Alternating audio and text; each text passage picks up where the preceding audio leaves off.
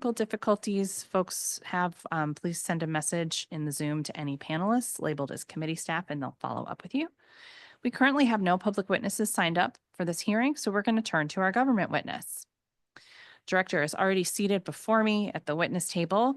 Director, before you begin your testimony, I am going to administer the oath. So if you could raise your right hand.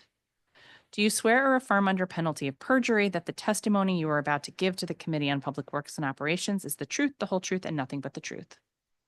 Very good. Thank you. You may begin your testimony. Very good. Good afternoon, Chairperson Nadeau, members of the council and staff. I am Kenneth Saunders, currently serving as the Acting Director of the Office of Human Rights. And I am very pleased and honored to testify before you today as Mayor Muriel Bowser's nominee for the Director of Office of Human Rights. I welcome the opportunity to discuss my background, experience, and vision for the agency. I would like to begin my remarks by thanking Mayor Bowser for her confidence in me and for the opportunity to serve as the Director of the Office of Human Rights. It has been my passion in life's work to rectify injustice, advocate for most vulnerable populations, and most importantly, enforce civil rights to ensure equitable access to social opportunities and protections under the law. As a proud resident of DC, I have been and will continue to be committed to this work of preventing and remediating discrimination in the District of Columbia. I would like to share a brief background of my journey up to this point. I was born in the Bedford-Stuyvesant neighborhood of Brooklyn, New York, and at the age of 5, my mother relocated my older brother and me to Dayton, Ohio, where I spent my formative years. I graduated from Paul Laurence Dunbar High School at the age of 16, and then attended Wright State University for one brief semester before joining the U.S. Navy at 17. While in the Navy, I served as an air intercept controller, controlling F-14 combat aircraft deployed on U.S. aircraft carriers deployed with the U.S. 7th Fleet. My time spent in the Navy exposed me to an environment that was completely unfamiliar to me. I am not referring to the language barriers or customs, but rather to the absence of the objective stereotyping and discrimination I had experienced up to that point in my life. It was during this time that I decided that once I was discharged, I would enroll in college and strive to reach my full potential with purpose. Without question, these early experiences undoubtedly transformed my perspective on serving others and ignited a desire to address systemic inequities and effect meaningful change to improve the quality of life for all people. After completing my 4 years of military service, I enrolled and graduated from Wilberforce University, the nation's oldest private, historically Black university established in 1856. I subsequently enrolled at the Ohio State University Morris College of Law, where my primary focus was on labor and employment law. Since beginning my career in human and civil rights, I have been fully devoted to protecting the civil and human rights of citizens through my work in various human rights offices and on numerous committees, including the Columbus Community Relations Commission as legal counsel and EOO officer, the Greater Shreveport Human Relations Commission as executive director, the DC Office of Human Rights as director 2 decades ago, and as acting director since July of 2024, the Fairfax County Office of Human Rights and Equity Programs as director, and I also served on the Equal Employment Opportunity Commission's Fair Employment Practice Agency's Joint Committee. My first tenure with the District of Columbia Office of Human Rights began in June of 2003, when I was nominated by Mayor Anthony Williams to serve as Director of the Office of Human Rights. I had the honor and privilege of implementing the DC Language Access Act of 2004, along with committed and involved community stakeholders. As we are all aware, the main purpose of the act is to provide greater access to programs, activities, and public services for limited English proficient and non-English proficient individuals, and especially to be sure that vital documents are translated into the main languages spoken by target audiences. In my opinion, the DC Language Access Act is by far the strongest, most comprehensive legislation on meaningful language access in the country. I would also like to mention that during my first tenure as director, our office was selected by the U.S. Department of Housing and Urban Development to assist in the establishment of the agency's first National Fair Housing Training Academy. I can truly say that I have been blessed to have found a career and vocation that I find fulfilling. For the past 20+ years, DC has been my home, which I now refer to proudly as my adopted hometown. I am also a proud Ward 8 resident. OHR is the district's chief human rights enforcement agency charged with enforcing the range of civil and human rights laws and providing investigation and adjudication services for complaints of discrimination in employment, public accommodation, housing, and educational institutions. In addition to enforcing the Human Rights Act, OHR also enforces or administers other laws, including the Sexual Harassment Data Collection Act, the Domestic Worker Employment Rights Amendment Act, the Human Rights Enhancement Amendment Act, the Open Moving Captioning Act, the Youth Bullying Prevention Act, the Care for LGBTQ Seniors and Seniors with HIV Amendment Act, the Eviction, Record Sealing, and Fairness in Renting Act, and the Fair Criminal Record Screening Act, also known as Ban the Box. OHR's work can be categorized into three main areas as follows. First, education and outreach. Second, compliance. And third, enforcement. Before OHR receives any complaints, OHR conducts a number of proactive education and outreach activities to promote compliance with district laws. Once a complaint is filed with OHR, the agency offers mediation, investigation, and adjudicative services. I would now like to highlight some of the accomplishments of OHR since my return to the Office of Human Rights in December of 2023. The Communications, Community Engagement and Equity Unit, known as CCE, engaged in over 50 education and outreach events in FY24. The team continues to do an excellent work with respect to conducting EEO counselor training, youth bullying prevention in district schools, sexual harassment training in the tip wage industry, and community engagement. Additionally, in the upcoming year, the CCE unit will make concerted efforts to regularly partner with district government partners and local community-based organizations to conduct joint outreach events.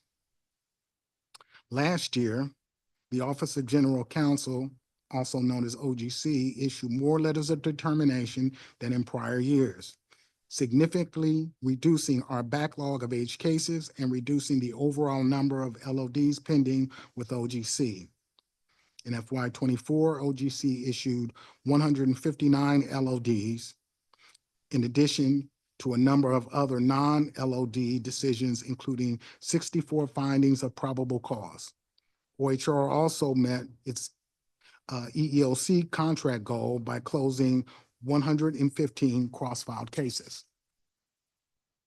OGC has also engaged members of the district bar who regularly appear before our office, addressing a number of legislative action items and providing training and informational guidance on navigating OHR's complaint and investigative process. This includes a new pilot program launched this past summer for the submission of attorney-drafted complaints. Regarding training for the enforcement unit, OHR will focus on identifying regularly scheduled subject matter training opportunities for our staff in the upcoming year. This will include internal trainings provided to staff by OGC attorneys, as well as legal updates training provided by both the EEOC and HUD. As the Associate Director of Enforcement, as well as being the interim and acting director, I have directed the enforcement unit to review and update its standard operating procedures. This effort is expected to be completed by early 2025. The enforcement unit has been tasked with developing a fact-finding conference manual for use in appropriate cases, along with accompanying procedures pursuant to the District of Columbia's municipal regulations, Title IV, Section 713. A fact-finding conference is an informal investigative technique used to facilitate the rapid processing of narrowly defined charges limited to allegations of direct harm to the charging party. The enforcement unit is on schedule to implement a pilot program related to this effort in early 2025. I am pleased to report that the new AD of enforcement, who will fill the role I was previously held, will be onboarded this coming December of this year. Further, during the past year, I have worked with the enforcement unit to develop and implement a comprehensive 8-week training module for both new and existing investigators. Following my review with supervisory staff, this new training program was launched last summer and attended by both new and existing investigative staff. I believe that this training will equip the investigative staff with the tools, knowledge, and guidance needed to successfully perform their duties in support of OHR's mission. Additionally, I worked with the enforcement unit managers to reorganize the unit and establish a separate and dedicated intake unit. This new structure will enhance the office's efficiency in processing and investigating complaints. In closing, I would like to thank my colleagues at OHR. The agency's success is a direct result of your hard work. I am proud to work alongside some of the most dedicated professionals in the district. I would also like to thank the mayor, deputy mayor, you, Chairperson Nadeau, your staff, and the council for their unwavering support. This concludes my testimony. I welcome any questions. Thank you very much for your testimony and happy belated birthday. Thank you. Very good. Okay. Just some general questions, which you've answered both already in your questions and also in your testimony, but we're going to answer them out loud one more time. Okay. Are you a resident of the District of Columbia? And if so, in which ward of the district do you reside? Yes, I am. I am a resident of Ward 8. Are you an officer or director, either nonprofit or for-profit are you an officer or director, either nonprofit or for-profit, which is doing business with the DC government? No, I am. No. Do you or anyone in your immediate family hold an ownership interest in any firm that is now doing or has ever done business with the District of Columbia? No. Are you currently a member of any board or commission connected with the DC government? No. Have you ever been investigated, disciplined, or cited for a breach of ethics for unprofessional conduct? No. Have you ever been the subject of a disciplinary complaint to any court, administrative agency, professional association, disciplinary committee, or other professional group? No. Have you ever been investigated, arrested, charged, or convicted, including pleas of guilty or nolo contendere by any state, federal, or law enforcement authority for any violation of any federal, state, county, or municipal law other than a minor traffic offense? No. Great.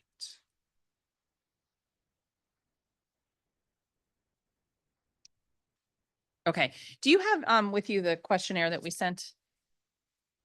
I believe so, yes. Okay. You could pull it out.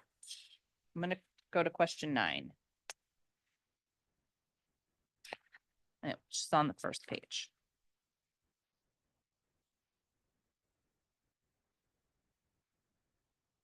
Okay. I just want to clarify here. I think we should list historical positions too, not just present. Yeah, so let's update that with your military service and your previous government positions. So in your testimony today, you talked about your service in the Navy. Yes. So that was for 4 years. Yes. And then you've served as director in the past. Yes. And then you also were assistant director for the division.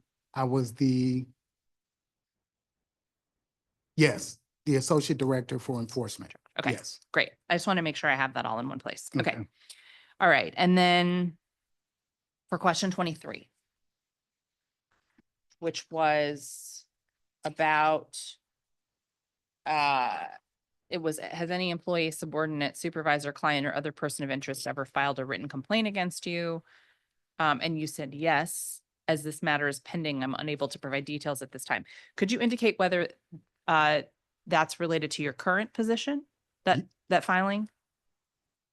Yes. Okay.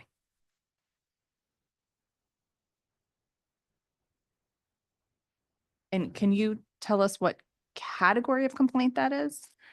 I'm unable to provide any details at this time. Okay.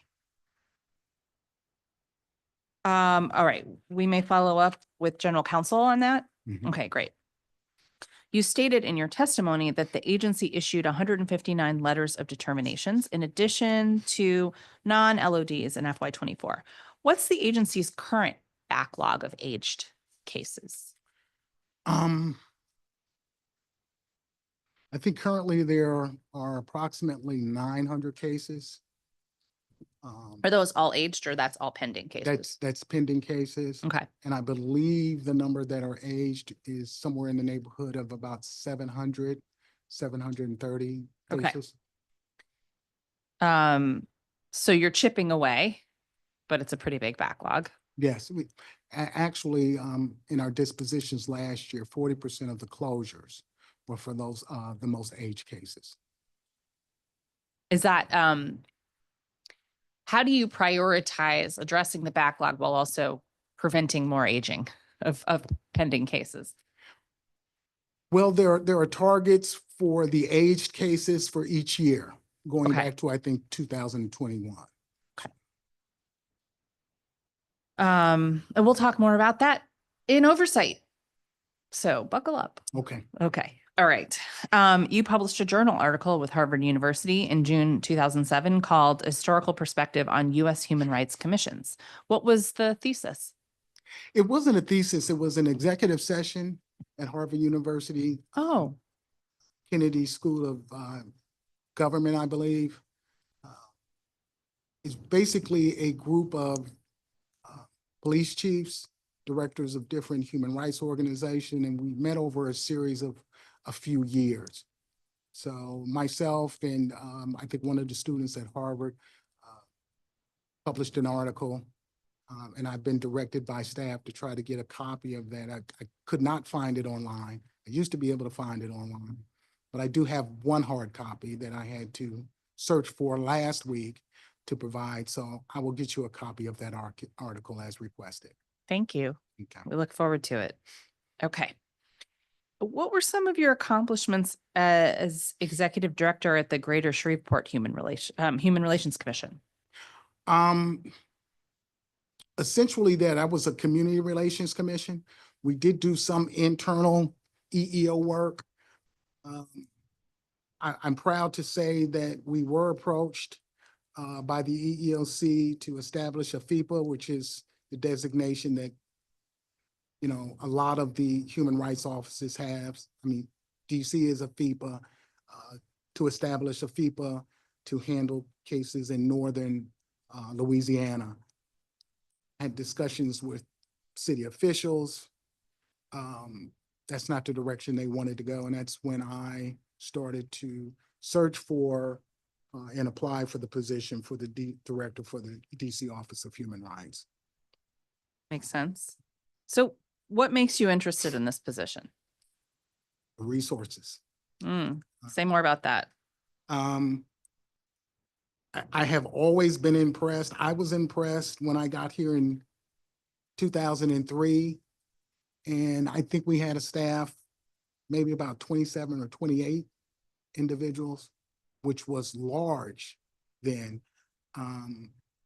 So looking at those protected classes, I'm interested in the position now because I was in Fairfax. I was prepared to retire, and I ran into Nin at a conference, and she said, "What are you doing?" And I said, "Well, you know, I'm in Fairfax and I'm thinking about retiring." And she told me about this position, and I asked her, "How many employees did you have?" So I went from, I want to retire to, I think I want to come back to DC Office of Human Rights. So I would just like to say, I think it's par for the course, the resources that the mayor and the council provide, but it's not something that you see in all of the offices around the country.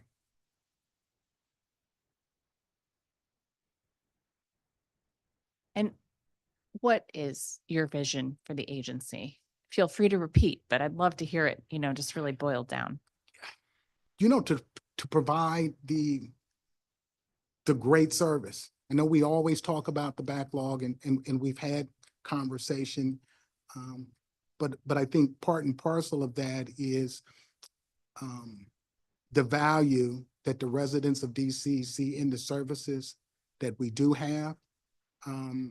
I think coming up with novel ways to address the backlog and things like that, but just the services. I look at the CCE unit, to have a dedicated education and outreach unit. What I'm accustomed to is those are things that regular staff would probably do, but to have a dedicated, very professional CCE team, and with that commitment,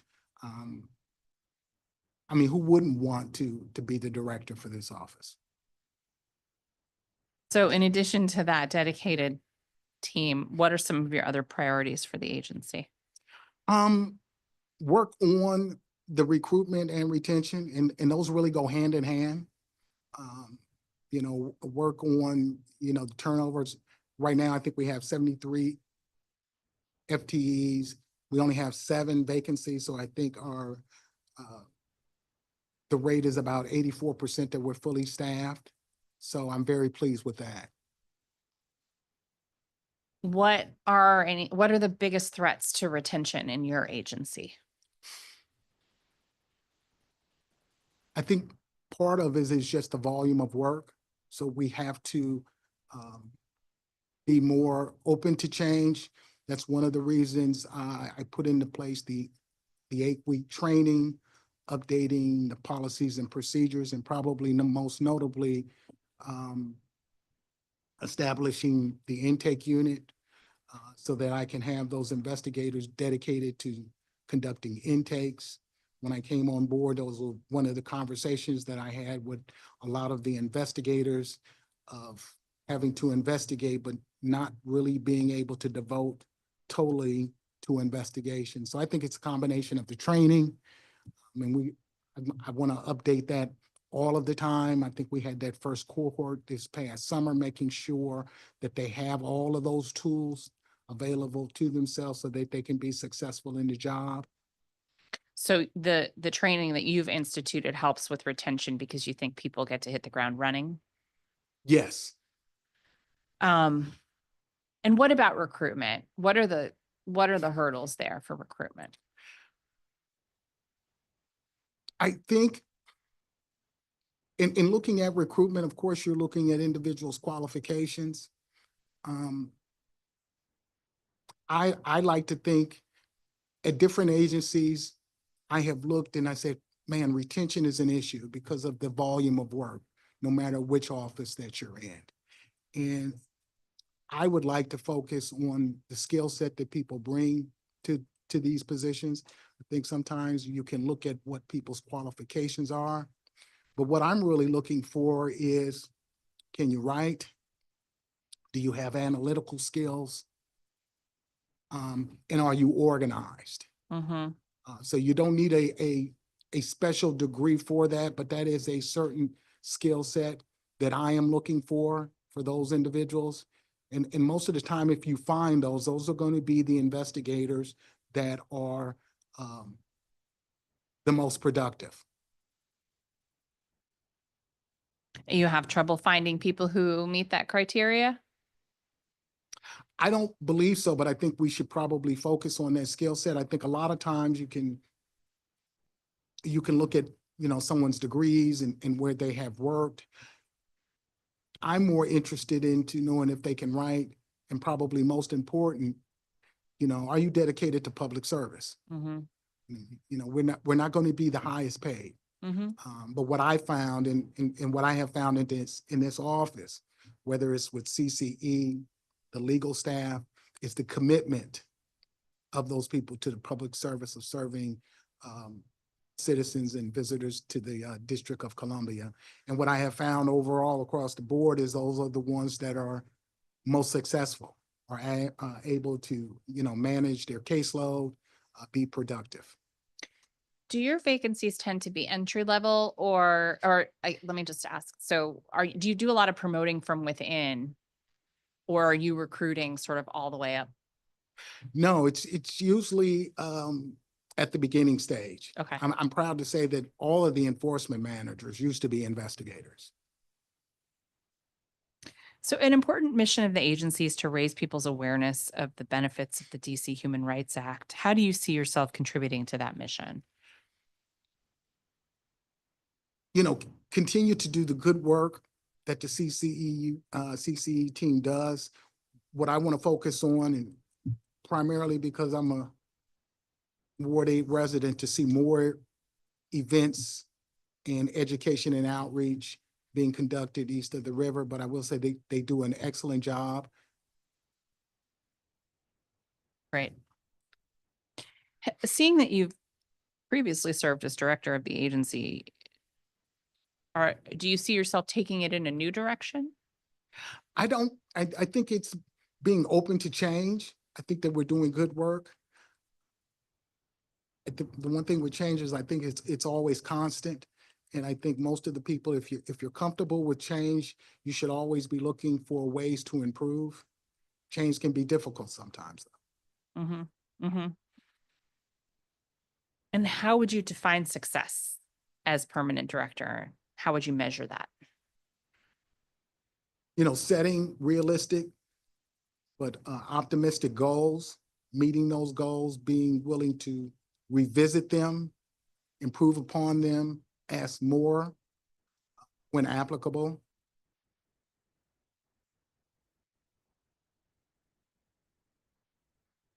Do you have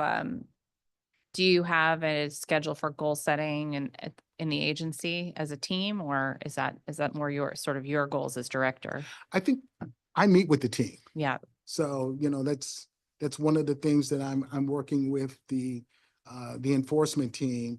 I was told I couldn't do anything for 25, so we're going to start looking at 26 to start looking at what those goals are. Oh, interesting. Around enforcement. Yes, around enforcement. And So- also looking at the CCE team with one of the things that I had called on one of the community-based organizations, letting them know that I would like to partner with them, because sometimes there may be certain segments of the population that they know about that they can share with us so that we can do joint outreach events. When you say you can't do anything for 25 with enforcement, that's meaning you don't have bandwidth, or? No, I think the reporting out goals, but one of the things that we're doing is we have it on our schedule to discuss those goals within the agency. Got it. Yes. Okay. So the agency encounters a high number of pro se litigants. Mhm. Residents from all over the district have testified before this committee that the adjudication process is challenging and time consuming for individuals to navigate, especially the discovery process. And it's especially hard if English isn't the first language of the people involved. What could be done to make the process less challenging and time consuming? Well, first and foremost, if we're dealing with a LEP or NEP situation, that's a service that we have to provide, and we've had that discussion. So that's something that we don't have an option on. We have to budget for that. Okay. Now, we work with regard to the first question, that's a conversation that I need to have with the chair because, this is quasi judicial process. There's some things that we need to do for review. So what I would like to do, and I would ask staff to take a note so that I can meet with the hearing unit and the OGC if there's some things that we can put into place to make that process a little bit more smoother for the complainants. Thank you. How do you stay on top of the latest research and best practices in this field? I'm always searching out for seminars, trainings. Both of our federal partners do a good job. And, one of the things I mentioned in my testimony is that's something that I want to share with the investigators. So you're always looking at what those legal updates are. I think I have an excellent OGC that keeps me abreast of the latest. But those are on an ongoing basis. I don't think a month goes by that I don't get something for an online seminar.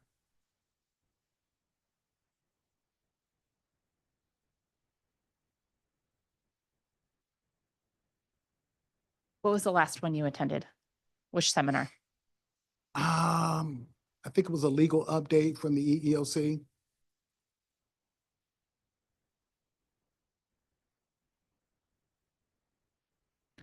And finally, what would you like your lasting mark to be at OHR?